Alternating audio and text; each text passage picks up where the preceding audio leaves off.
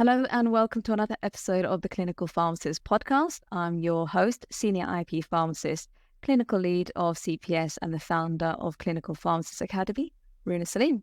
I have my lovely co-host with me as always, Ruhina Kassam. Ruhina, welcome. Thank you. Ruhina is a Senior IP Pharmacist and our Training and Development Manager at Clinical Pharmacist Solutions. We are continuing our clinical series today, and today's episode is on Parkinson's disease, and we'll be discussing this clinical area with our guest, Danny Bartlett. So for those of you who have been following our podcast long enough, you might remember that we actually had Danny as a guest almost 3 years ago now. And he was an experienced and quite an accomplished pharmacist then, and even more so now, 3 years on. So Danny Bartlett is a Senior IP Lead Pharmacist at Horsham Central Primary Care Network currently. He is also a national board member for the Royal Pharmaceutical Society English Pharmacy Board.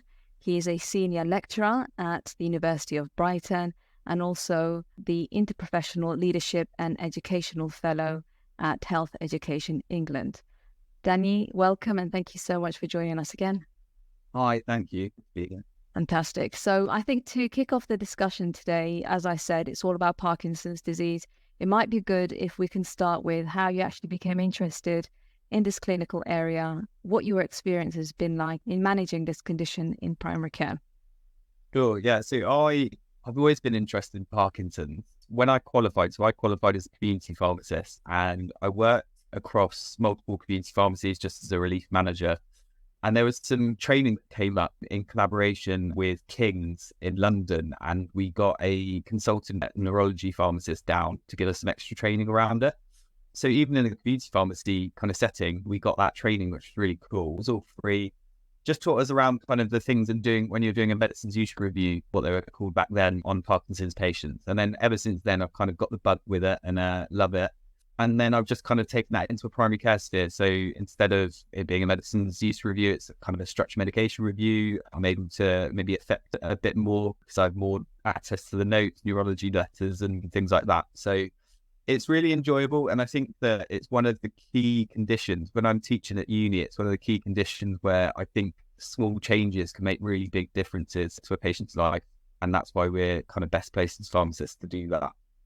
Perfect. So it's just made me remember as well, Danny, I believe I was actually on that community Parkinson's training alongside you in King's as well. We had neurologists down, and I think as community pharmacists at that point, it was actually very enlightening to us to actually be able to guide these patients. And I remember it just being a trial at that point and learning so much about it. So it's amazing that you've gone ahead and actually used this as one of your specialty areas as well.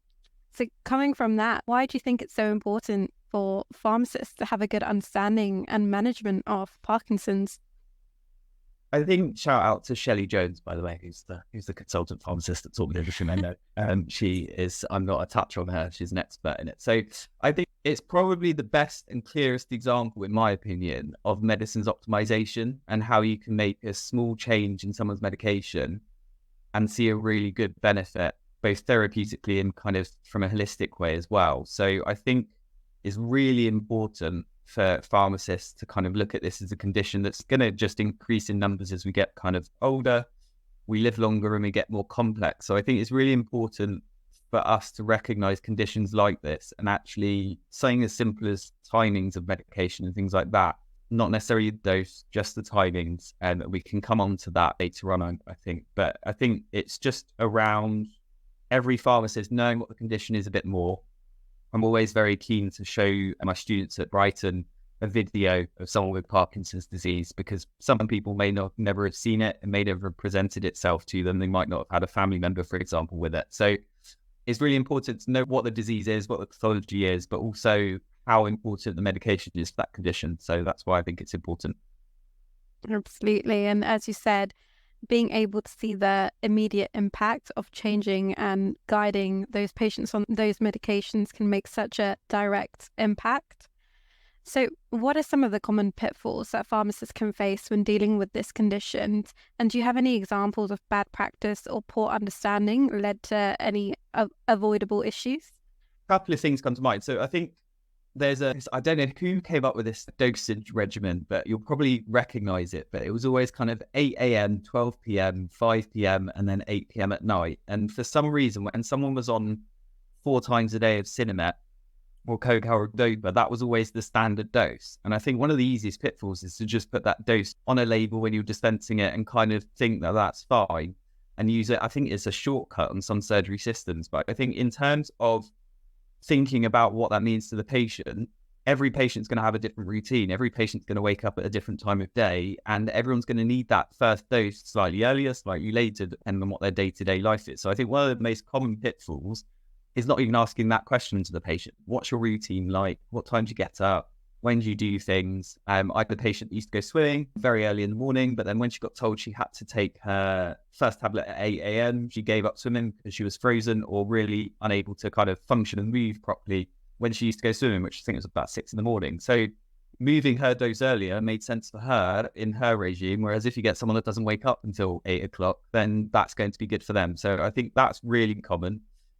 Another pitfall that comes to mind, not examples of bad practice necessarily, but I think polypharmacy is really important to have a look at. Remember that Parkinson's affects your mobility and can really affect your balance, increases your risk of falls and things like that. So in terms of avoidable issues, you need to be looking at all of their medication, not just honing in on just Parkinson's meds. So has this person got multiple antihypertensives?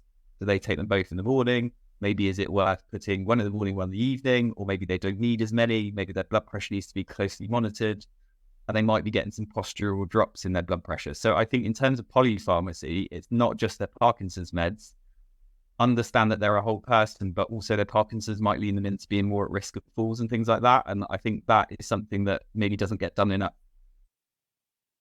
Okay, fantastic. Thank you, Danny. So I think for some of our pharmacists who may be listening in, who are not yet in primary care, so to remind our audience, one of the key tasks that a pharmacist undertake in primary care is that the pharmacist may be involved in routine medication reviews and also prescription management. So what are the key areas that need to be addressed when conducting a routine medication review for someone who's suffering with that condition, or even reauthorizing medications used for Parkinson's? What are the key factors that pharmacists need to be aware of? So I would always say, let's go back to basics and just give a really quick whistle-stop tour of what Parkinson's is and the medication that you're going to be using for it. So if you think of the fact, and just a little inside scoop is that Sinemet or coca-dopa is my favorite drug. It's my favorite because I think it's the coolest. And I'm very aware that when I say something's cool, it's generally not cool. But coca-dopa is, the way that I think of it, is that the levodopa, dopamine is lacking in Parkinson's, you reduced amount of dopamine. So when you've got coca-dopa, you have levodopa, which needs to try and get to the brain, and they've got carbidopa, which is like, I think of it like a soldier protecting the levodopa so it can get to the brain. Now in Parkinson's, you're almost always constipated because there's a function of dopamine in the bowel and everything moves a bit slower. So the first question when you're doing a medication review with anyone in Parkinson's should be, when was the last time you had a poo? Because almost every Parkinson's patient will be constipated. And that's really important because the more constipated the patient is, the more likely that this coca-dopa or their Sinemet is going to be in their bowel for longer, which means it's not going to get absorbed, which means they're not going to get the benefit of the drug. So it all links in and it's all a vicious cycle. The more constipated they are, the less likely they are to get the benefit of that medication, and the less likely that soldier, as I called it, is going to protect the levodopa in order to get it where it needs to be in the body. So that's really important. Constipation in Parkinson's probably needs multiple agents, but make sure they're not on a shed load of agents. So let's think about the type of laxatives that they perhaps need. Maybe they need an osmotic laxative like lactulose, maybe they need a bulk forming laxative, or maybe they need a stimulant laxative like Senna if they're really bummed up. So that's really important, just kind of giving a bit of an overview of what that person needs, because they'll almost always be started on something like Sinemet to start with. Now, when you're thinking about a Parkinson's patient that's got a bit more of a developed disease, they might be on additional medications for their Parkinson's. They might be on something called dopamine agonists, so things like ropinirole. And what that means is that that's increasing the amount your brain is producing in terms of dopamine. It's increasing the amount of dopamine you have. But in terms of a medication review for patients on this, you need to caution them around impulsive behavior because you're increasing the amount of dopamine in the brain. And there's stories where patients with Parkinson's are given too high a dose of these dopamine agonists, and have got gambling habits, they've had hypersexuality, and impulsive behavior is at risk as well. So make sure that you're cautioning the patient that perhaps are starting on this medication and going gradually up to recognize these signs and symptoms and to flag them. And if you get a really big dose of dopamine agonist, sometimes you can have involuntary muscle twitching. I had a patient that took double the dose of their ropinirole by accident and had something called facial tardive dyskinesia, which is basically like spasming of the face. And they're really, really self-conscious about it, and it really affected them. So that's one thing to bear in mind with those. And then if their Parkinson's has got even further progressed, then they might be on something like rasagiline or I can never say it. Sertraline? I can never say it. That one is just, I can't do it. And the way that I think of that is that it's a monoamine B oxidase inhibitor, and monoamine oxidase B is like a Henry Hoover in your brain, hoovering up all the excess dopamine. So inhibiting the Henry Hoover means that your dopamine that's in your brain is going to be there for longer, so you can get the benefit of it. So that's really important, that if someone's on that type of medication, they're generally quite far in their journey of Parkinson's, and they might be quite progressed. So even more important to go back to basics, ask the questions about their bowels, make sure their timings are really important, make sure they're not struggling with their medication and things like that. That was a really comprehensive answer, and I realised that I've just been rambling on for ages, but yeah, that's the way that I would approach it. No, thank you. That was a very, very informative answer. I felt like I was back at uni. I remember, hearing these things, and I think it's important, the way you've explained it, put it into context, and just practically how we use that knowledge to help our patients now. So yeah, thank you for that really informative answer. So one of the other things that you actually touched upon earlier is timing of dosage. So we often hear this when it comes to Parkinson's. Why is the timing of administration of the dosing so important when it comes to Parkinson's? I think just contextualizing it in terms of the patient in front of you. So what is the routine of that patient? When do they need that dose, and what is their routine? So do they need a dose? Sometimes I see cobenzyl dopamine dispersible tablets because they get into the system slightly quicker than a normal tablet. So they might have that first thing in the morning, and that can help them become a bit more mobile. Or you might have a patient that has a regular routine where they wake up a bit later, or you might need a patient that plays, I don't know, some sort of sport or needs to do some sort of activity later on in the day, and they need to take the dose maybe an hour before. So the timing's really important. One thing that comes to mind that's always missed as well is the food-drug interactions between co-caroldopa, Sinemet, and cobenzyl-dopa, Madapar, is that if you have a high-protein meal, you're less likely to absorb the full dose, and it will just pass straight through. So making sure that the timing of the dose doesn't link up to when you're having a meal high in protein. And quite a lot of patients with Parkinson's might have their main meal in the middle of the day as opposed to the end of the day. So taking that into account and putting the timings around that, perhaps having the dose an hour before that high protein meal or 2 hours afterwards would be a sensible way to go. I see. Okay, thank you for that. And I think what comes to mind, when you're sharing the information with regard to timing is, say, for example, we have a situation in practice which is unusual where patients running low on their medication or their medication reviews not quite up to date, and a pharmacist naturally may think, okay, let's perhaps delay this, or maybe only provide a few days worth of medication. And I think it's really important for the pharmacist to understand, because timing is so important when it comes to taking medications in Parkinson's.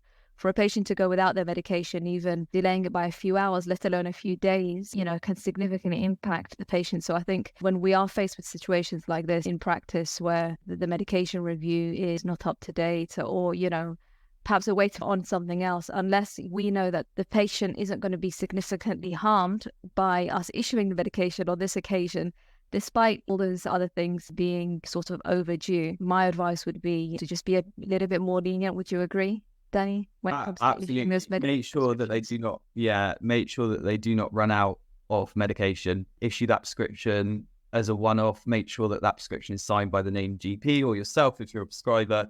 Make sure that they're not going to run out. And if there's a shortage at the pharmacy, for example, and the pharmacy can't order it in, send another prescription to another pharmacy that can get it in. Do a further prescription that they can then go around and find pharmacies with it. It's really, really vital that, particularly with Parkinson's meds, that they do not have any kind of gaps in their dosing. And otherwise, that's going to set them back quite a bit.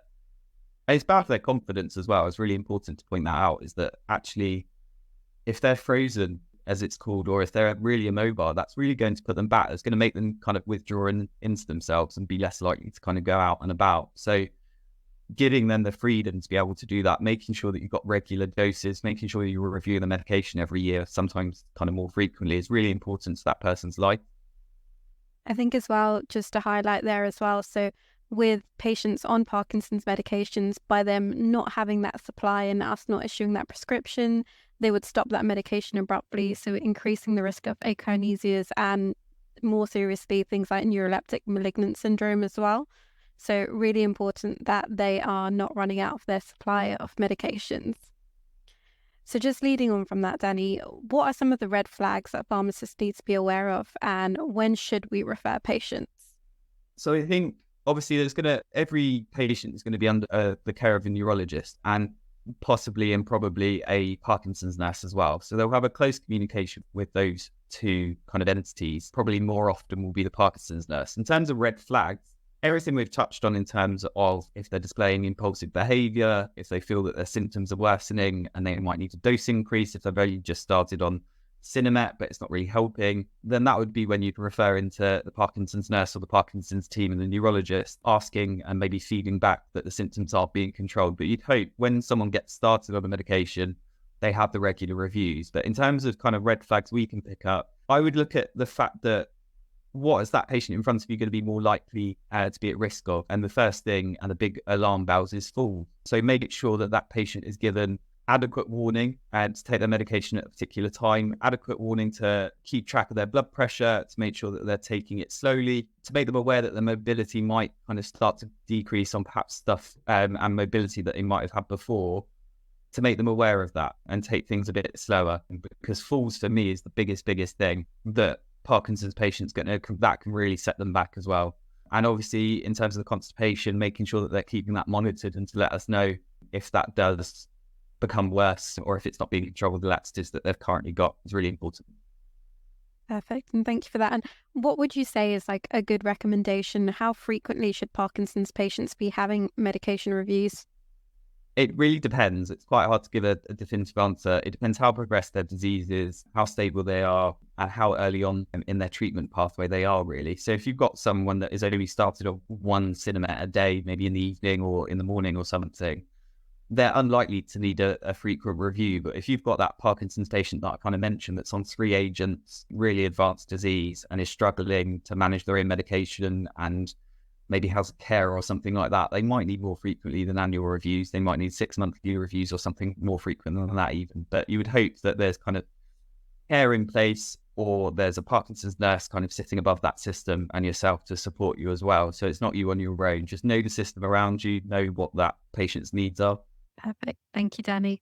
Yeah, so speaking of annual reviews, obviously, Danny, you provided a really comprehensive answer. And when I asked you to sort of highlight some of the key aspects that need to be covered, for our audience that don't know, we also have a training program available on our Academy platform, where it covers how to review the condition of Parkinson's, which is part of our clinical medication review series. And yeah, as I said, you've provided, quite comprehensive answers to a lot of the questions, which I think some of the main things that I think pharmacists need to be aware of. Obviously, during a podcast, there's only so much we can cover. But can you recommend any other useful resources that you're aware of that our audience listening can access to better support their patients that they care for in primary care? Yeah, I mean, the Parkinson's UK website is the kind of the one-stop shop, really. It's got lots and lots of information on there, lots of links, but also I think it's really important, and I always recommend whenever you're looking at guidance documents and things like that, these are documents that you want to then forward to patients, and they need to be patient-friendly as well. And the Parkinson's UK resources are really, really good. There's like information that then links out to prescribing information for pharmacists if a patient's got swallowing difficulties, for example.